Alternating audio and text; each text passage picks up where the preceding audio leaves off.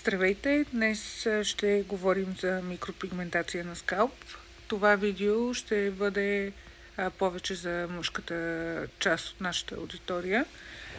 Какво представлява микропигментацията на скалп? Колко време издържа? Болезнено ли е? Какво да очаквате? Кога да очаквате и как да го очаквате? Ще разберете в това видео. Първият въпрос, на който ще отговоря и най-често задавания е това трансплантация на коса ли е. Не, това не е трансплантация на коса. Всъщност микропигментацията на скалп е вид полуперманентен грим. Рисуват се точки по редките участъци или по плешивите участъци, за да може тези точки всъщност да изглеждат като набола коса. Колко време отнема процедурата? Процедурата отнема между 4 и 6 часа, според зависимост от големината на участъка, който има да се обработи.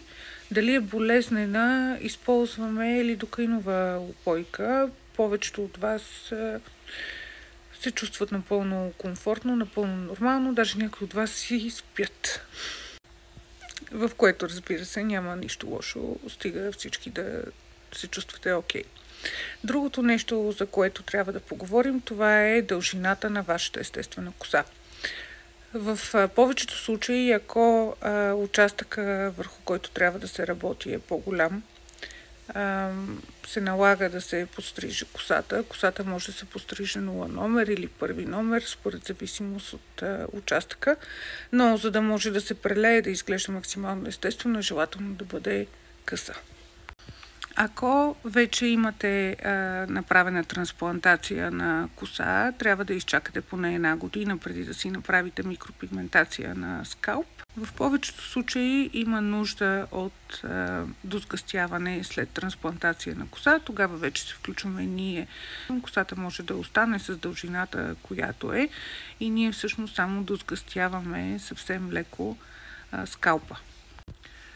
Процедурата се състои от няколко посещения. Първоначалното посещение всъщност се обработва целият участък.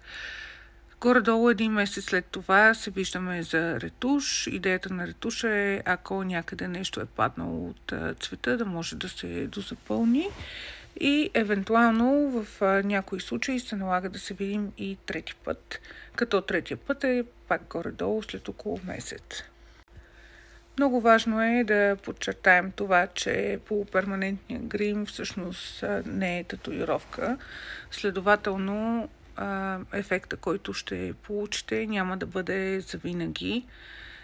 И ако решите, че не ви допада, не ви харесва, го оставяте, кожата ще го резорбира напълно, ще резорбира напълно цвета и всъщност скалпа ще остане в първоначалното положение, в което е бил преди да си направите процедурата.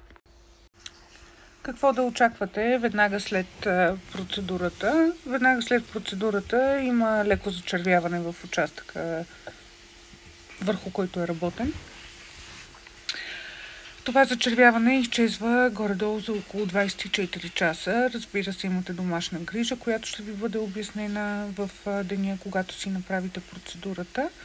Най-важното, разбира се, особено ако решите да си правите микропигментация на скалп през лятото, е да използвате защитен фактор, ако нямате естествена коса. Колкото повече пазите скалпа от слънцето, толкова по-дълго време ще издържи вашия цвят. Ако решите, че искате да правите годишна поддръжка и че ви харесва резултата, който сте постигнали, годишната поддръжка се прави веднъж годишно. Еднократна е като процедура. Идеята е да поддържате цвета.